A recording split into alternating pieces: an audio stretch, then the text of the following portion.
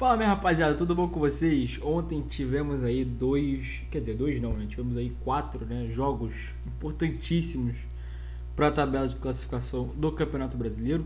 Nesse vídeo eu vou falar de dois, tá? Principalmente dos dois principais candidatos a títulos ou não. Vamos falar disso. Mas antes de mais nada, quero que você deixe seu like aí, se inscreve no canal e ative o sininho também, que é muito importante para mim, beleza? É muito importante que você se inscreva aqui no canal para acompanhar todos os vídeos, ativando a notificação, obviamente, tá? Ativar o sininho para você receber a notificação de todos os vídeos. Tá tendo vídeo aqui praticamente todos os dias aqui no canal, beleza? Então é muito importante que você se inscreva, ative o sininho e também deixa o like aí, cara, não custa nada, tá bom? Se você gostar desse vídeo, deixa o seu like, beleza? Outro convite que eu também queria te fazer é para você me seguir nas redes sociais, tá? Que é muito importante para mim, tá passando aí na tela para vocês as minhas redes sociais. O link tá aqui na descrição, tá? O Instagram, o TikTok e o X, né? O Twitter também, beleza? Bom, dito isso, vamos falar de Campeonato Brasileiro. Eu separei dois jogos, os dois que eu assisti simultaneamente, né? Depois eu assisti os outros jogos, mas já tinham passado do horário, né, que estava passando ao vivo, né? Mas eu vi o jogo do Palmeiras contra o Vitória e vi também o Flamengo contra o Fluminense, né, o Fla-Flu. E aí eu assisti esses dois jogos porque são os dois jogos que dos dois times que estão praticamente lutando para o título do Brasileirão, beleza? Mas enfim, vamos falar primeiro, antes de qualquer coisa, passar na tabela do Brasileirão para analisar a situação dos times depois dessa rodada. Depois dessa rodada não, desculpa, que ainda tem jogo hoje. Depois desses jogos, ok? Bom, vamos passar lá. Deixa eu colocar aqui para vocês a tabela. Aí, temos aqui a tabela. Bom, o Flamengo ainda lidera com 71 pontos, beleza? E o Palmeiras vem logo atrás com 69 pontos, 69 pontos, 69 pontos logo atrás. E aí, cara, por que eu falei que será que só são eles os candidatos? Olha quem tá aqui. Olha o Cruzeiro. Rapaz. 64 pontos. Se o Cruzeiro vencer hoje o Juventude fora de casa, que o Juventude fora de casa está uma mãe, o Cruzeiro chega a 67 pontos, ficando aí a 4 pontos do líder, né? E com todo respeito, eu acho que o Cruzeiro, se ganhar, volta de novo para a briga do Brasileirão, tá? O Cruzeiro é dado como descartado por muita gente, tá? Eu não descarto o Cruzeiro, não. Não descarto. Essa reta final de Brasileirão, eu falei, deixei bem claro nos últimos vídeos, se você me acompanha, só você ver aí no canal, eu falei, todos os times, os dois times, né, que estão disputando esse título, né, Flamengo e Palmeiras, vão tropeçar. Eu só não sei para quem, eu só não sei quanto, né, que eles vão perder pontos. Porém, eles vão tropeçar. E é o que aconteceu. O Flamengo perdeu hoje para o Fluminense e o Palmeiras empatou dentro de casa com o Vitória. Ou seja, essa reta final, a gente acha que já vai dar, por exemplo, os dois times vão ganhar todas as partidas. Não vão. A pressão cada vez mais aumenta. E isso é ruim muito para os jogadores. Então, não vamos ver mais aquelas vitórias que a gente viu durante o ano, tipo um 8-0 do Flamengo, né? Enfim, o Palmeiras goleando também, enfim. A gente não vai ver mais essas rodadas, tá? Na minha visão, acho que não. Porém, né, o Flamengo e o Palmeiras não podem vacilar, mais o Palmeiras do que o Flamengo, tá? Porque o Flamengo foi um clássico, né, contra o Fluminense, uma derrota não é um absurdo, tá? Agora, o Palmeiras empatar dentro de casa contra o Vitória, que está lutando contra o rebaixamento, é de se preocupar, tá? O Palmeiras que a gente sabe que jogando contra os times na parte de cima da tabela, né, tem mais dificuldade, porém com os times da parte de baixo tem uma facilidade, digamos assim, né, maior. E não foi o que aconteceu, tá? Não foi o que aconteceu. O Palmeiras teve muita dificuldade nesse jogo contra o Vitória. Já vou começar falando desse jogo, tá? Deixa eu só passar primeiro aqui embaixo, tá? Para não deixar de falar, tá? O Vitória, com esse empate, chega a 36 pontos, não sai da zona, porque o Santos também empatou, né? Mesmo se o Santos não tivesse empatado, né, ficaria com 36 pontos, porém, no critério de desempate, o Santos ficaria em 16º ainda, beleza? Mas o Vitória soma mais um pontinho aí e, né, para tentar sair da zona, né? Um pontinho importantíssimo fora de casa, tal vitória, muito importante. E o Fluminense, com a vitória, vai a 54 pontos, entrando aí de vez, né, na zona de classificação. E, cara, se o Bahia vencer hoje, eu acho que já consolida o G7. É a minha visão, tá? Porque o Bahia vencendo o jogo, o Bahia vai a 56. Passe todo mundo aqui, fica em quinto, correto? E aí, como o Botafogo já jogou, Mirassol já jogou, Fluminense já jogou, mesmo que o Bragantino ganhe a partida, que eu acho difícil, né? O Bragantino já está com 34 partidas, né? Que teve uma rodada adiantada, mas o jogo dessa rodada ele foi adiado, né? Porque teve aquele adiamento das partidas, né? Para adiantamento, desculpa, das partidas de Flamengo e Palmeiras, e a partida do Palmeiras contra o Vitória é uma partida adiantada da 37ª rodada. Então, a rodada, na verdade, a rodada 34, que é a rodada que estamos agora, era para ser Bragantino e Vitória, que seria realizado hoje, porém foi adiado para antecipar a partida de Palmeiras e Vitória da 37ª rodada. Então, por isso que o Bragantino não joga nessa semana, beleza? E aí, mas como o Bragantino já jogou uma rodada adiantada já também contra o Atlético Mineiro, né, tá com 34 partidas. E aí, beleza. Digamos que, por exemplo, o São Paulo ganha, que tá com 45 pontos. Né? O São Paulo vai jogar contra deixa eu só, para não falar besteira aqui, contra o Corinthians, né? Pelo amor de Deus, o clássico. O São Paulo vai jogar contra o Corinthians, né, fora de casa. Então, por mais que o São Paulo ganhe, no cenário que o São Paulo ganhe, o São Paulo vai a 48 pontos. E ainda assim, né, no cenário, né, que eu falei que o Bahia ganhe, né, teoricamente o sétimo seria o Fluminense, né? E aí o São Paulo com 48 pontos ficaria uma distância do hipoteticamente Fluminense, né, de aí 6 pontos de diferença, né, pro sétimo colocado, que teoricamente seria o Fluminense. Então fica uma distância bem razoável, tá, pro sétimo colocado, né, do oitavo pro sétimo, né, hipoteticamente. Então eu acho que se o Bahia ganhar, eu acho que consolida bem já esse G7. Aí é só ver a posição de cada um, beleza? Mas obviamente o Campeonato Brasileiro tem surpresa, né? A gente não pode, né, afirmar nada e cravar nada, beleza? Nesse campeonato. Bom, deixa eu aumentar a tela aqui para falar com vocês sobre Palmeiras e... Calma aí, deixa eu titular aqui. Palmeiras e Vitória. Bom, o Palmeiras, cara, ele entra na partida muito desfalcado, né? Não digo nem desfalcado, porque os jogadores estavam lá. Porém, o Palmeiras, ele acaba sendo desfalcado, né? Acaba sendo prejudicado pela data FIFA. Assim como o Flamengo, assim como alguns outros clubes, mas principalmente o Palmeiras e o Flamengo, né? E aí o Palmeiras, ele entra, vou falar aqui, os desfalques. O Facundo Torres, né, ele não joga, o Emiliano Martínez não joga, né, porque os dois atuaram em Uruguai e Estados Unidos, assim como o Piquerez também. Tá? O jogo foi na terça-feira e os três não jogaram hoje, né? Foi na terça-feira, ou seja, um dia antes do jogo de Palmeiras e Vitória. E aí o Facundo Torres entrou no finalzinho do jogo, atuou apenas 19 minutos. O Emiliano Martínez atuou 24 minutos.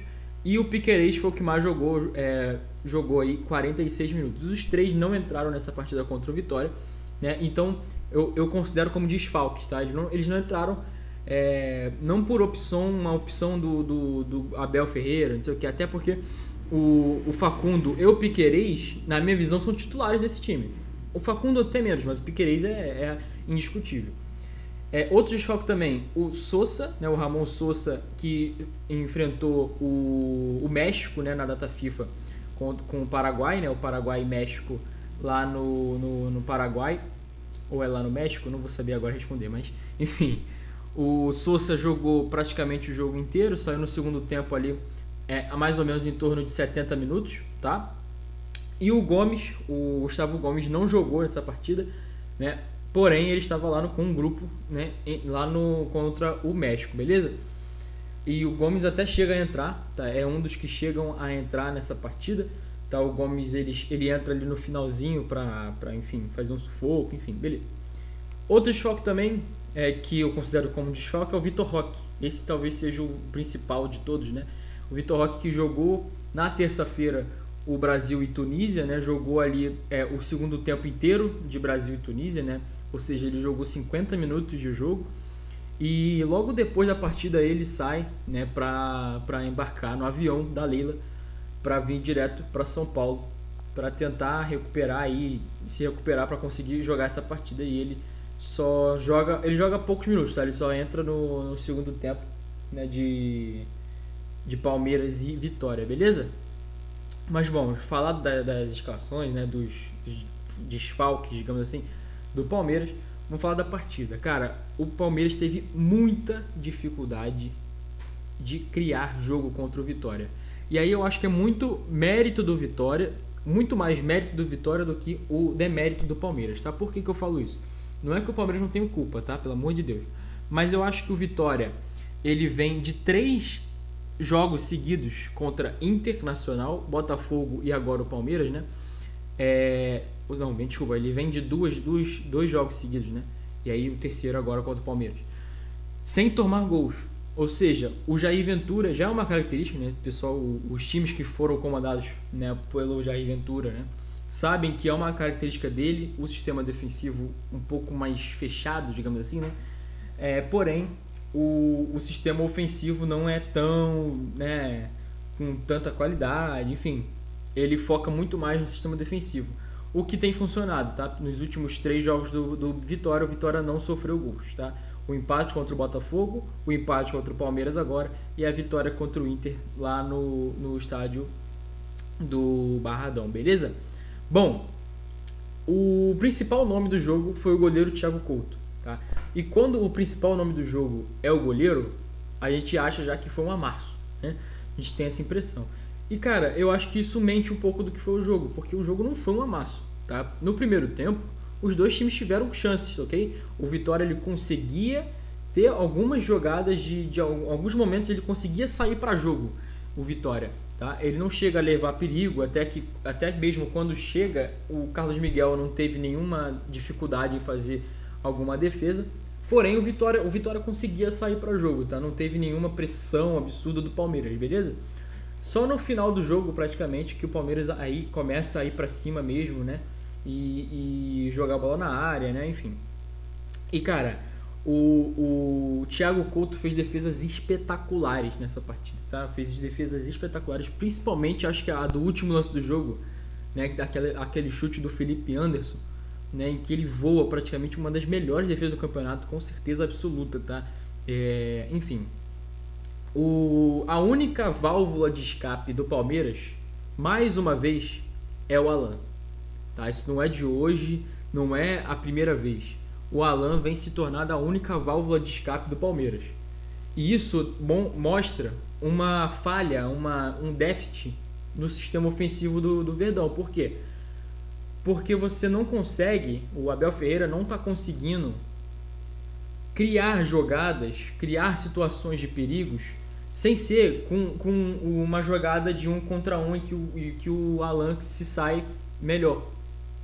Né? Você não tem uma jogada de meio campo que consegue, né, fluir de maneira mais consistente. Então, praticamente as jogadas do Palmeiras não são aquelas jogadas trabalhadas. São jogadas em que dá a bola no Alan, ele vai pela direita, vai driblar 1, 2, 3 jogadores e vai dar uma assistência, um passe para um possível gol. Foi o que aconteceu hoje. A maioria das vezes foram bolas que o Alan pegou. Teve um lance espetacular que, se sai o gol, seria um dos mais bonitos do campeonato, com certeza. Que o Alan sai fazendo fila, dribla 2 jogadores, se não me engano foi o Ramon e o Lucas Halter. Um lance espetacular, tá? Um lance espetacular. E aquele lance ali, se saísse o gol, com certeza seria um gol muito lindo, tá? Mas enfim, não saiu. E teve alguns outros lances também do Alan, tá? Uma bicicleta, teve um outro chute também que o Thiago Couto faz uma defesa. Enfim, praticamente todas as jogadas do Palmeiras eram do Alan, tá? Eram a única válvula de escape do time. Beleza? Outro ponto que eu queria destacar também é a atuação do Bruno Fux, cara. Ele foi muito mal na partida, tá? Eu achei uma atuação fraquíssima do Bruno Fux. Errou bote, errou passe, errou dividida.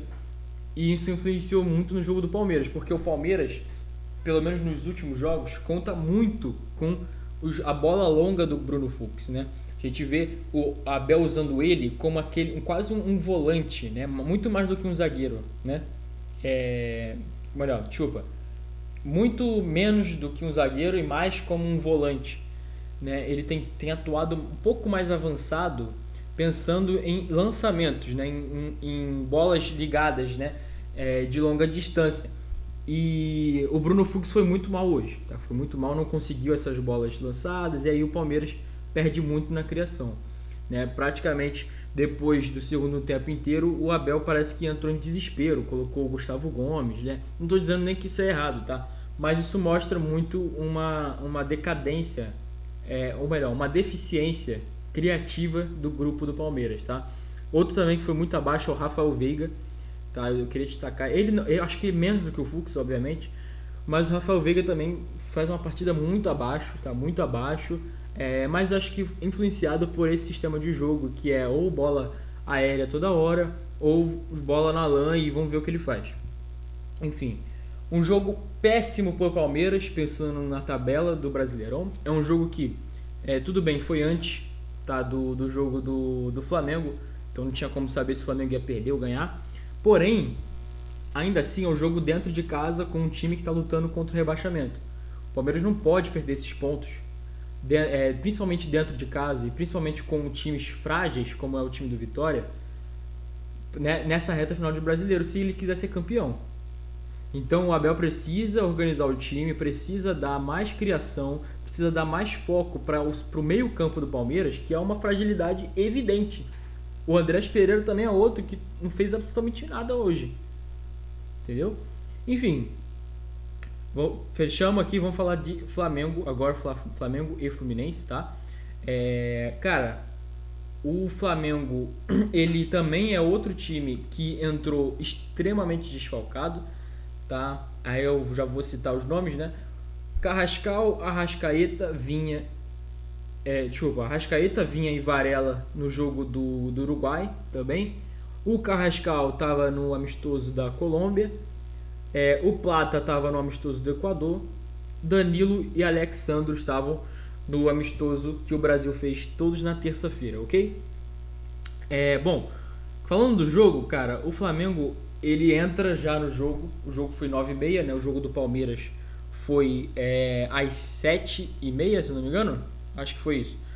Ou seja, o jogo foi mais cedo. Então o Flamengo ele já entra em campo sabendo do empate e sabendo que se ganhasse a partida iria abrir 5 pontos de diferença. Olha o tamanho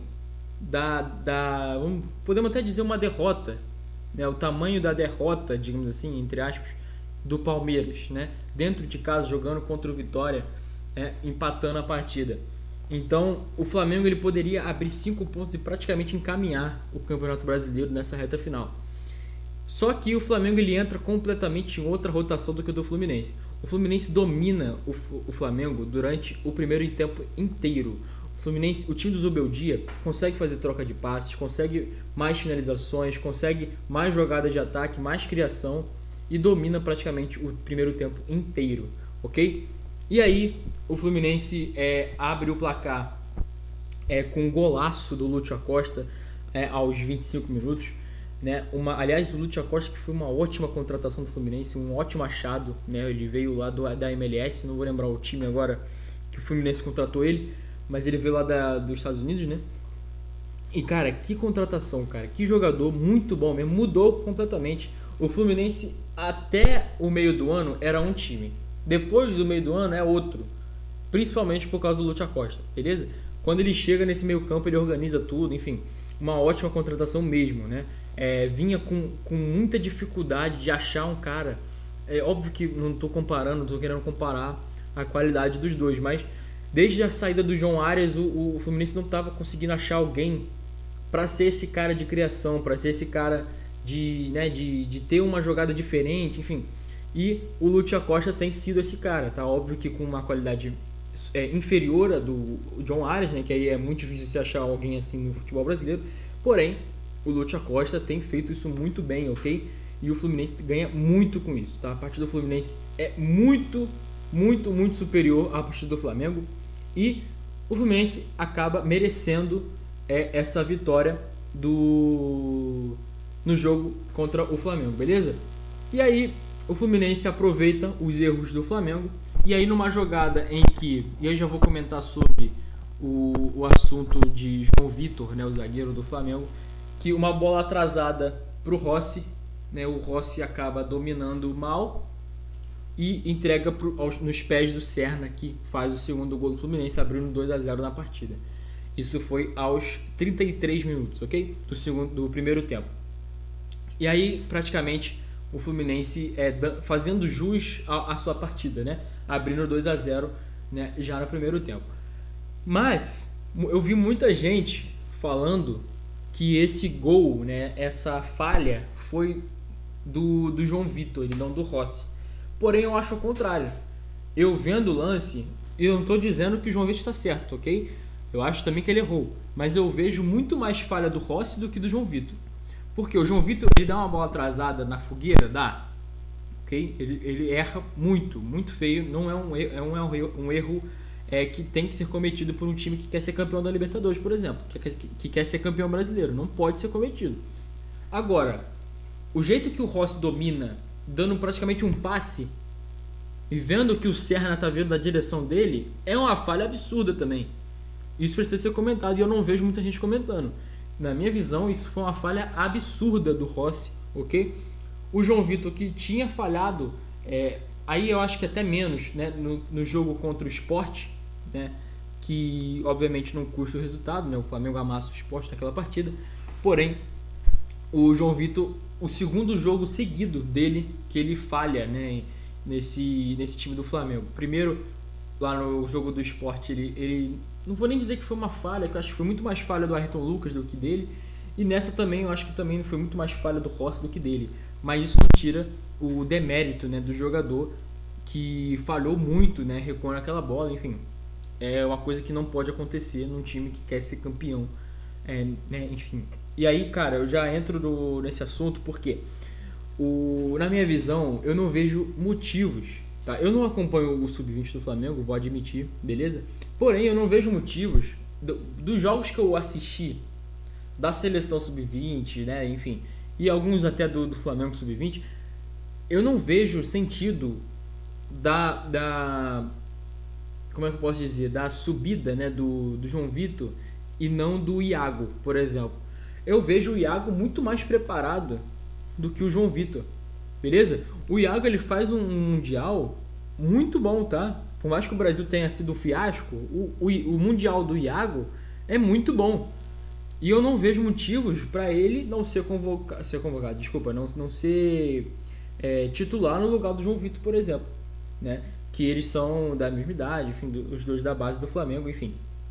Se eu fosse o Felipe Luiz, eu obviamente colocaria o Iago ao invés do João Vitor. Até falei isso no jogo contra o Sport. Eu vejo o Iago muito mais pronto, muito mais preparado do que o João Vitor, até mentalmente, principalmente agora, né? Depois dessas duas falhas, né, com a torcida vaiando o jogador até. Cara, um jogador nessa idade sendo vaiado por 60 mil pessoas no Maracanã, pô, o que esse cara vai fazer nos próximos jogos é impensável. É impensável, a gente sabe como é que funciona. Mas enfim, eu acho que é uma péssima escolha do Felipe Luiz se ele for manter, né? É óbvio que até lá talvez já no próximo jogo talvez já tenha o Danilo, né, para jogar, mas ainda assim eu não vejo motivo para o João Vitor jogar nesse aí. No segundo tempo, o Flamengo melhora um pouco, tá? Melhora obviamente por causa da busca pelo resultado, né? O Flamengo precisava da vitória para praticamente consolidar o título brasileiro. Porém, não muda tanto, não dá tanto perigo, né? Até o Cebolinha entrar. O Cebolinha entra na partida e ele muda completamente a partida do Flamengo. Isso não é de hoje, tá? O Cebolinha tem entrado e tem sido muito melhor muito mais, dando muito mais criação, criando muito mais jogadas para o Flamengo do que o Samuel Lino. E aí já vem o que eu queria dizer, que eu acho que o Cebolinha deveria ser titular do Flamengo ao invés do Samuel Lino. O Cebolinha tem entregado muito mais do que o Samuel Lino no Flamengo. Isso não é do jogo de ontem. Isso é de alguns jogos já, tá? Alguns jogos já o Cebolinha tem entregado muito mais. Tudo bem que o Samuel Lino foi a contratação mais cara, não sei o que, lá. Dito isso, o Cebolinha tem jogado mais. E quem tem que jogar é quem tá jogando mais. Então, na minha visão, o Cebolinha tinha que estar sendo titular desse time do Flamengo nessa reta final, porque ele está jogando muita bola, tá? Ele tem entregado muito pro Flamengo. Ontem foi mais uma partida que ele entrou e mudou o jogo do Flamengo. O Flamengo melhorou muito, principalmente na fase ofensiva, por causa do Cebolinha, tá? As principais jogadas de perigo do Flamengo no segundo tempo foram pela esquerda, o lado que estava atuando o Cebolinha, ok? Enfim, e aí tem um pênalti pro Flamengo no segundo tempo e o Jorginho empata, né? Empata não, desculpa, diminui pro Flamengo de pênalti, né? O Jorginho que bate muito bem, até o Fábio, acho que, não sei se ele chega a triscar na bola, mas passa muito perto do Fábio. Porém, o Jorginho sabe muito bem bater pênalti, né? E converte o pênalti. Porém, não adianta de muita coisa, porque o Fluminense, depois do gol, consegue segurar muito bem. O Flamengo até tem algumas outras chances, mas nada de perigo para o Fábio. E o Fluminense consegue segurar muito bem essa vitória no final. E sai com a vitória muito merecida do time do Fluminense, tá? Que praticamente consolida a sua vaga na Libertadores. Aí basta saber se vai ser na pré ou já na vaga direta, beleza? Bom, e aí, cara, eu vou só para finalizar o vídeo, vou comentar um pouquinho vamos falar assim, dos lances polêmicos, né, da partida de Flamengo e Fluminense. Por quê? Tivemos aí 3 lances em que tiveram muita dúvida, né, de possíveis pênaltis para o Flamengo, tá? E aí, para os 3 pênaltis eu tenho uma opinião diferente, tá? Parece até que é uma coisa, mas para os 3 possíveis pênaltis, né, eu tenho opiniões diferentes. Por quê?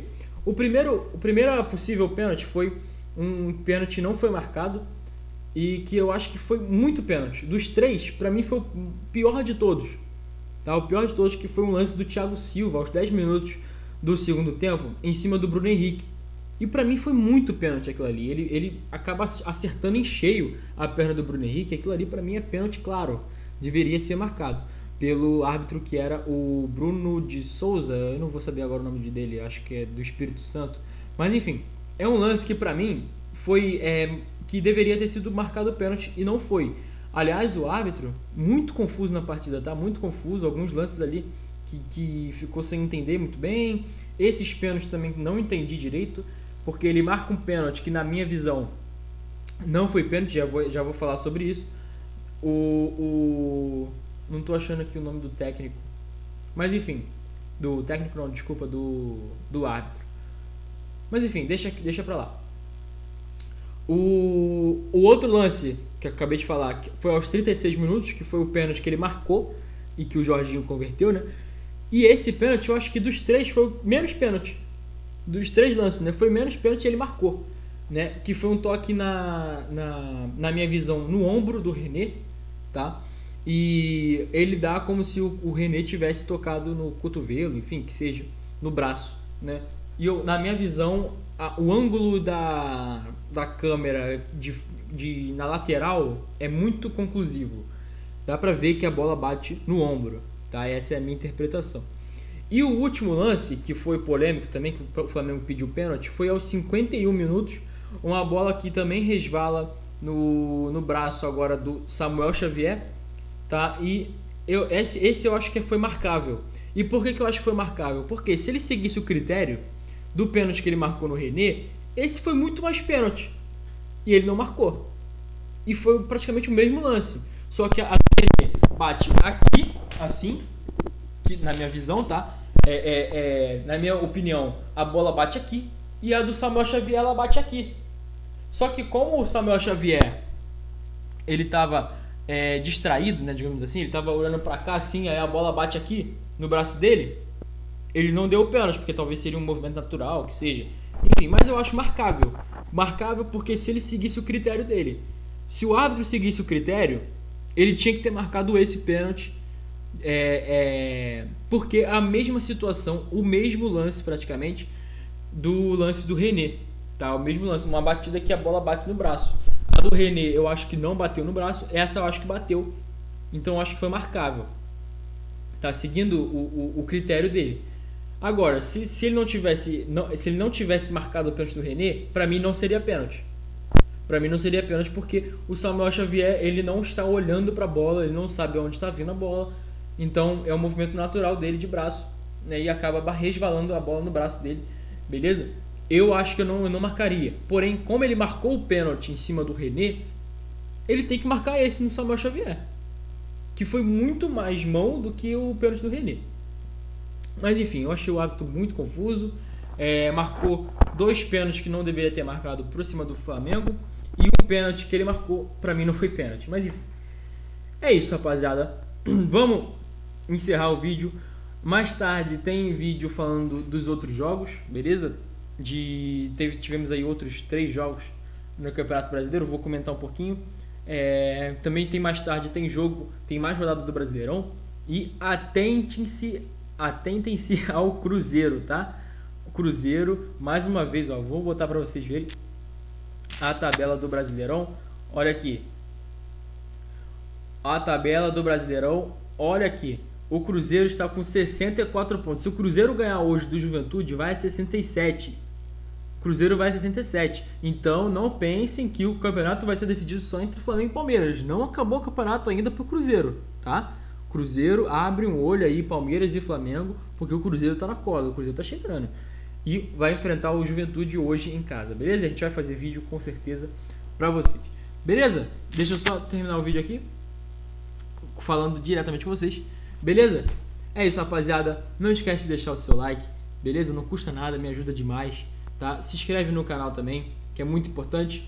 E também ativar o sininho de notificação pra você não perder nenhum vídeo, beleza? Eu espero que vocês tenham gostado. Também não se esquece de me seguir nas redes sociais. O link tá aqui na descrição. É só você me seguir.